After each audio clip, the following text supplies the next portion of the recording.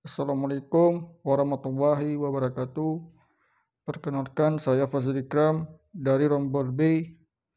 Di video kali ini saya akan mempresentasikan tugas dari Pak Ondo tentang metodologi pengembangan Scrum. Yang pertama, kita akan membahas pengertian Scrum. Scrum adalah kerangka kerja atau framework yang digunakan dalam pengembangan perangkat lunak atau proyek kompleks lainnya yang menekankan kolaborasi, fleksibilitas, dan literasi berkesinambungan. Kerangka kerja ini berfokus pada tim yang bekerja sama dalam siklus pendek yang disebut sprint untuk menghasilkan produk yang dapat diukur hasilnya dan siap digunakan oleh pelanggan. Dalam Scrum, proyek dibagi menjadi siklus-siklus pendek atau biasanya 1-4 minggu yang disebut sprint. Setiap sprint diawali dengan perencanaan dan diakhiri dengan evaluasi. Dalam setiap sprint, tim berfokus pada daftar pekerjaan yang disebut backlog, yang berisi daftar prioritas tugas yang harus diselesaikan. Selanjutnya, sejarah Scrum.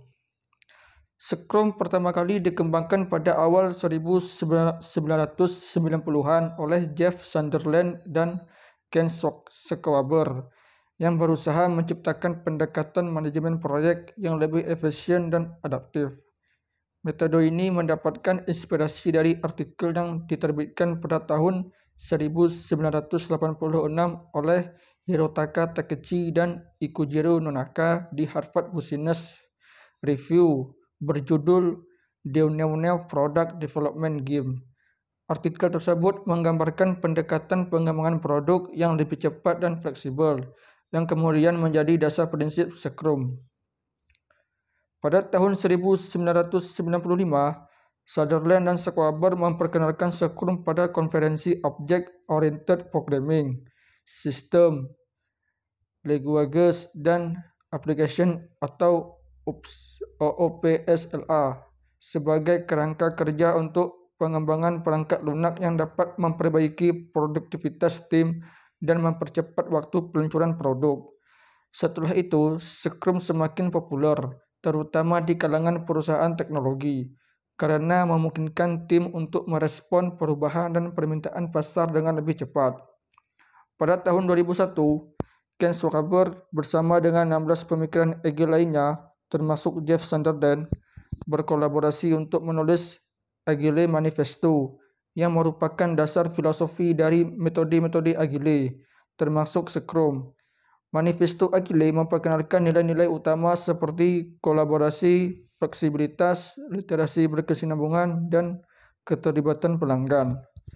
Setelah Agile Manifesto dirilis, Scrum menjadi salah satu metode Agile yang paling populer dan digunakan oleh banyak perusahaan di berbagai industri. Untuk memperjelas praktiknya, Schwaber dan Sutherland menerbitkan Scrum Guide yang memperinci aturan, peran, dan proses dalam Scrum. Hingga saat ini, Scrum terus dikembangkan dan diadaptasi oleh tim di seluruh dunia sebagai kerangka kerja yang terbukti berhasil dalam berbagai jenis proyek, bukan hanya dalam pengembangan perangkat lunak. Selanjutnya, kelebihan dan kekurangan Scrum. Kelebihan dan kekurangan Scrum terbagi menjadi 5. Yang pertama, kelebihan Scrum. Pertama, fleksibilitas dan adaptabilitas tinggi. Yang kedua, transparansi dan kolaborasi yang tinggi. Yang ketiga, fokus pada nilai pelanggan. Yang keempat, peningkatan kualitas produk.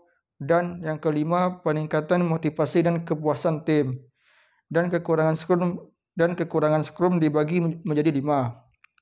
Yang pertama, tidak cocok untuk proyek yang sifatnya stabil atau tertutup. Memerlukan komitmen tinggi dari tim. Sulit diimplementasikan pada tim yang kurang pengalaman. Ketergantungan pada Scrum Master dan product yang owner. Kesulitan dalam penentuan waktu dan estimasi. Selanjutnya, di sini terdapat diagram alur Scrum. Di antaranya product backlog, sprint planning, sprint backlog, daily scrum atau stand-up meeting, development atau sprint execution, dan sprint review, sprint retrospektif, dan increment.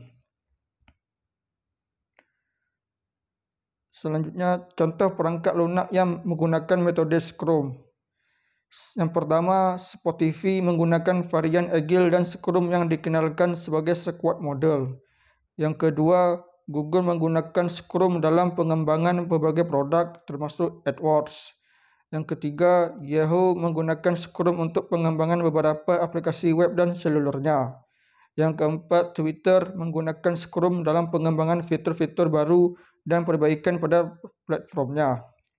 Yang kelima, Intel menggunakan Scrum dalam pengembangan perangkat lunak untuk teknologi prosesor dan perangkat keras mereka.